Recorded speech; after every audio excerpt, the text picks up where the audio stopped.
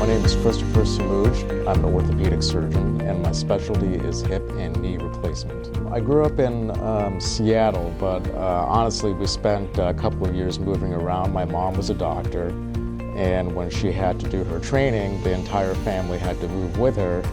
So we went from San Francisco to Milwaukee, and then finally settled in Seattle, where I did the bulk of my growing up. When I got into college and started looking into things, that's when I started to realize that medicine was the right path for me. I actually majored in architecture when I was in college, so I did a lot of designing and building of structures, and I got really interested in using my hands and using tools, and I thought that this would be a great match. My fellowship training program was an extra year of training beyond residency. Fellowship training is all about volume. We do an incredible amount of hip and knee replacements and revisions. We do easy cases, and more importantly, we do very hard cases.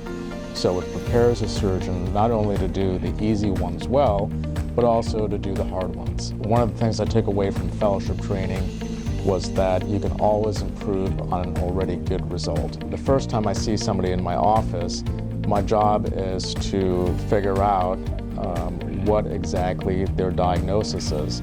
The patient may not be able to tell you in exact words, but they do give you a couple of clues, and once we figure out that you have hip or knee arthritis, then the question is, what can we do to help you avoid a surgery? Is it weight loss, therapy, medications?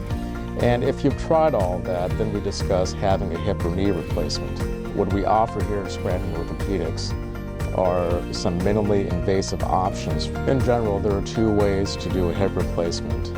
One is going through the back, which is the traditional way, and one is going through the front. It's not necessarily a new way of doing it. It's been around since the 1960s, and it's been used mostly for fracture work. However, recently it's enjoyed a resurgence as people are finding out it's useful for doing hip replacements.